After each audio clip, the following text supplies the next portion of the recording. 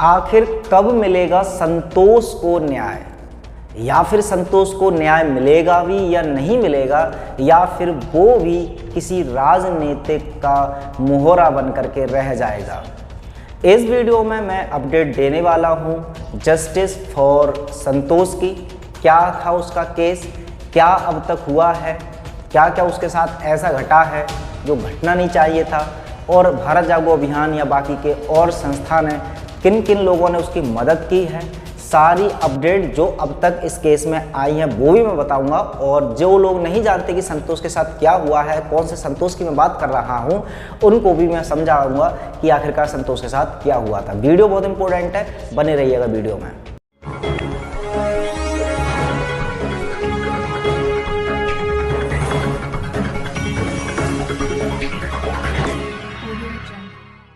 नमस्कार, मैं हूं सुमित आजाद और आप देख रहे हैं ग्लोबल न्यूज। सबसे पहले मैं बता देता हूं कि जो संतोष का केस है वो क्या है। जो लोग नहीं जानते उनको मैं बता देता हूं। संतोष जो कि पुणे में रहता है, अब चूंकि उसको मुखौटा लगाने से सांस में दिक्कत होती है इसलिए वो मुखौटा नहीं लगाता। कई बार उसको पुलिस ने रोका था और कई बार चूंकि उसने RTI वगैरह भी दिखाई थी कि देखिए ये एक्चुअल में अनिवार्य है नहीं और मुझे दिक्कत होती है इसलिए मैं पहनता नहीं, पुलिस ने छोड़ दिया था। लेकिन अभी हाल ही में लगभग 10-12 दिन पहले ही उसको जब रोका गया पुलिस के द्वारा, तो इस बार ना तो RTI काम आई ना कोई और डॉक्यूमेंट काम आए। उसको पुलिस स्टेशन ले जा करके उसकी बहुत बेहद पिटाई की, ऐसा संतोष ने बताया। तो संतोष की अगर माने, संतोष ने जो आरोप लगाए वो ये हैं कि उसको पहले पुलिस स्टेशन ले आया गया, वहाँ पर काफ़ी बहस हुई, मैंने उनको समझाने का प्रयास किया, और फिर बाद में 6 से 7 पुलिस वालों ने मिल करके आधे घंटे तक उसको इतना मारा, बहुत मारा। उसके बाद उसकी मोटरसाइकिल, पर्स, मोबाइल, सारी की सारी संपत्ति भी जब्त कर ली, ऐसा भी संतोष ने बताया। उसके बाद रात के 12 बजे उसको अकेला छोड़ दिया कि अब तू घर जा, और 1 रुपये भी उसके जेब में नहीं। तो यहाँ पर सवाल बहुत बड़े खड़े हुए थे कि क्या केवल मुखौटा ना लगाने की इतनी बड़ी सज़ा, कि एक बालक को पीटा जाता है 6 से 7 लोगों द्वारा, वो भी आधे घंटे तक। उसके बाद उसकी मेडिकल रिपोर्ट भी हुई है, हालांकि वो मेडिकल का नंबर भी उसके पास है। अब ये केस था, इसके बाद हुआ क्या था कि इसके बारे में भारत जागो अभियान का जो टेलीग्राम ग्रुप है वहाँ पर भी बहुत सारे ऐसे साथी थे, जिसमें अंकुर वर्मा या साहिल, एडवोकेट साहिल, उन लोगों ने इमीडिएट उसकी हेल्प की, संतोष की, और पुलिस प्रशासन वगैरह से उन्होंने बात की। बात धीरे धीरे और बढ़ी तो काफ़ी और भी संस्थाएं हैं जो उनकी हेल्प के लिए आगे आईं। इवन मैं खुद डॉक्टर बिसरूप रॉय चौधरी सर के पास भी जब चल कर गया और उनको भी मैंने इस केस के बारे में बताया, तो उन्होंने भी आश्वासन दिया कि संतोष की हम भी पूरी तरह से मदद करेंगे। और डॉक्टर BRC सर का फ़ोन भी पहुंचा संतोष के पास, और उन्होंने भी आश्वासन दिया कि अब हम ये लड़ाई सिर्फ संतोष की नहीं है, क्योंकि ये गलत किया है शासन ने, तो ये किसी के साथ भी हो सकता है। तो ऐसे में संतोष के साथ आज हम सब लोग खड़े हैं। अब धीरे धीरे ये कहानी आगे बढ़ी तो एडवोकेट साहिल जी ने संतोष की हेल्प करते हुए एक एप्लीकेशन तैयार करवाई, जो कि एप्लीकेशन कलेक्ट्रेट को या बाकी के बहुत सारे प्रशासन को उन्होंने भेजा, और उस एप्लीकेशन में पूरा ब्यौरा दिया कि मेरे साथ ऐसा घटना घटी है। अब उसी दौरान भारत जागो अभियान की तरफ से कुछ लोग पुणे जाने की प्लानिंग की है उन्होंने, और जब चूँकि वो वहाँ पर गए तो वहाँ पर कुछ लोग तो नहीं पहुँच पाए, लेकिन जो लोग पहुँचे उनको भी बीच में रेलवे स्टेशन पर रोक लिया गया। वहाँ पर भी ये घटना हुई। तो उनमें जो विट्ठल मोरे जी, उन्होंने सबसे बेहतरीन काम किया, क्योंकि उनको 2-3 दिन पहले ही पता चला, तो इमीडिएटली उन्होंने सोचा कि पुणे में खुद वहाँ जा करके उनकी हेल्प की जाएगी। तो अंकुश, विट्ठल और उनके साथ कुछ और भी सहयोगी थे, वे जा रहे थे। वहीं पर विट्ठल, चूँकि उन्होंने जिस ट्रेन का टिकट लिया था वो ट्रेन निकल चुकी थी, और उसके बाद दूसरी ट्रेन में वो बैठ गए थे। तो वो ट्रेन के टिकट का मसला बनाकर बाद में, चूँकि उन्होंने भी मुखौटा नहीं लगाया था, इसके चक्कर में उन पर भी हाथ उठाया गया, विट्ठल जी के पास भी, साथ भी, और रेलवे कर्मचारियों ने बहुत ज़्यादा उनके साथ दुर्व्यवहार किया। हालांकि अब इस केस की भी कार्रवाई चल रही है। तो अब ऐसे में संतोष की कुछ आर्थिक मदद भी करनी थी, क्योंकि उसका जो जॉब करता था, डिलीवरी बॉय था चूँकि, तो उसका काम भी बंद हो गया, क्योंकि उसका मोबाइल, मोटरसाइकिल सब पुलिस के पास थी। तो हमारी टीम की तरफ से भी या भारत जागो अभियान की टीम की तरफ से भी काफ़ी सारे लोगों ने उसकी आर्थिक मदद भी की। और कैसे भी करके उसकी फिर रोजी रोटी थोड़ी बहुत चल रही है और उसको थोड़ी हिम्मत मिली आगे लड़ने के लिए। अब हुआ क्या कि उसके बाद कुछ जो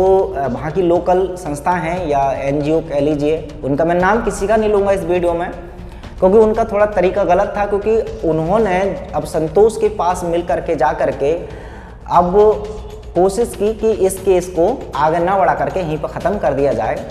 इसके लिए केस को कमज़ोर बनाने के लिए बहुत सारे लोगों ने ये भी ब्लेम किया कि जो संतोष है वो झूठ बोल रहा है, जबकि संतोष को जो मार लगाई गई है उसके फ़ोटो भी हैं और अगर किसी को ज़रूरत पड़ती है तो पर्सनली उसको भेज भी देते हैं, इवन मुझे भी दिखाए हैं। तो अब यहाँ पर केस को और जो पुलिस वाले हैं या उनकी तरफ से तो कोई रिस्पॉन्स अब तक आया नहीं, लेकिन बाकी के जो बीच में कुछ लोग उनके घर पहुँचे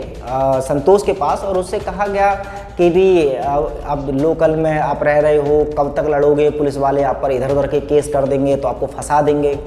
तो आप काम कीजिए, अभी पुलिस वाले कह रहे हैं कॉम्प्रोमाइज़ कर लीजिए, आपका सामान वापस मिल जाएगा, लिख के दे दीजिए आप। तो साथ ही साथ अब ये भी गलत है क्योंकि कॉम्प्रोमाइज़ करने का मतलब ये है कि संतोष को ये बताया जा रहा है कि संतोष तूने गलती कर ली, तू सॉरी बोल दे, जबकि ऐसा कुछ है नहीं अगर इस केस को हम जानेंगे तो। साथ ही साथ कुछ लोगों ने जो अपने आप को कहते हैं कि हाँ हम भी इस मिशन में हैं और इस जो तानाशाही चल रही है इन सब के खिलाफ हैं, अब उनकी भी भाषा बदलती हुई नज़र आई संतोष के केस में,